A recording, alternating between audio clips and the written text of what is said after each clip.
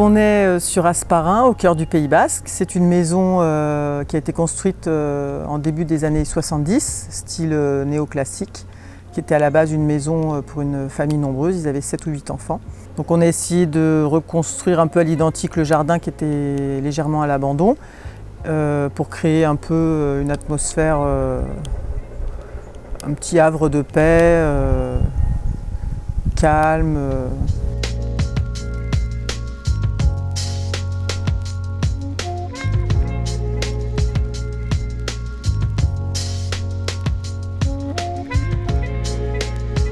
Donc nous avons énormément de variétés d'arbres, un magnolia avec des fleurs blanches, nous avons des arbres à papillons, là-bas nous avons un petit prunier, toute une rangée d'hortensias qui date des années 60, des années 80 d'origine avec la maison.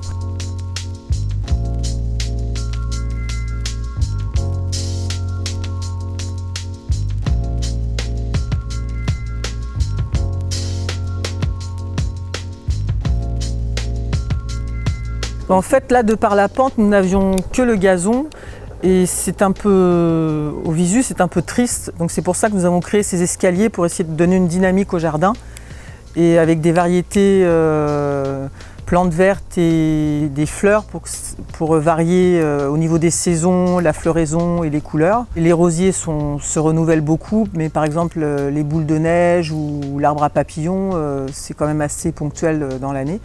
Et puis nous avons gardé la forêt. Alors à l'époque, on m'avait conseillé, la forêt était trop importante, on m'avait conseillé de carrément réduire la forêt de moitié, ce que je ne voulais pas. Mais par contre, j'ai dû couper peut-être 4 arbres, car l'été, nous avions vraiment l'impression de vivre au milieu d'une forêt. C'était trop imposant. Et du coup, c'est de là que nous est venue l'idée de faire ce jardin un peu en escalier et de donner une dynamique au jardin sur cette façade-là qui est quand même la plus agréable, la plus jolie.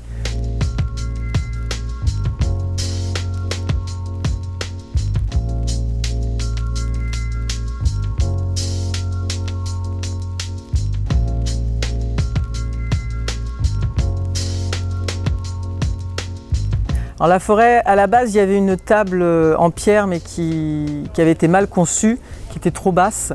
On a un peu agrandi cette partie ombragée qui était très agréable, surtout quand il y a des temps comme aujourd'hui. Nous avons retrouvé les dalles d'origine. Nous avons planté quelques arbres et quelques fleurs autour de la terrasse. L'idée de cette forêt, c'est de pouvoir aller y pique-niquer, aller s'y reposer, se détendre, tout en étant chez soi, mais en ayant l'impression d'avoir fait une demi-heure de voiture, d'être en pleine forêt.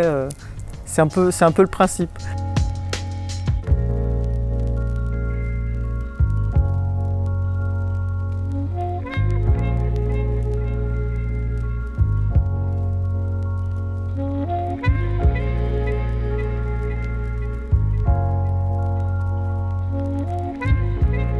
Alors l'entretien, il faut éviter de ne rien faire pendant un mois, car on est vite débordé. Mon mari va plutôt s'occuper de tout ce qui est coupe d'arbres, de haies, l'entretien un peu plus lourd.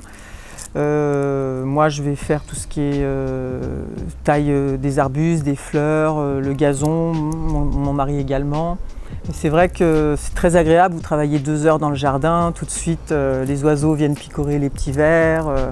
C'est tout de suite très agréable. En gros, on le fait tous les 15 jours, 3 semaines.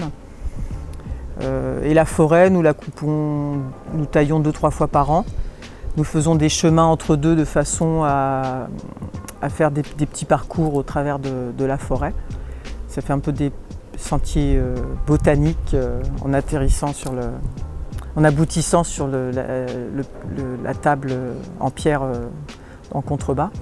Nous avons une source qui passe dans la maison et nous avons récupéré donc de l'eau. Nous avons 3-4 gros tonneaux et à l'aide d'une pompe, nous récupérons l'eau de cette source et c'est à l'aide de cette eau que nous arrosons tout le jardin.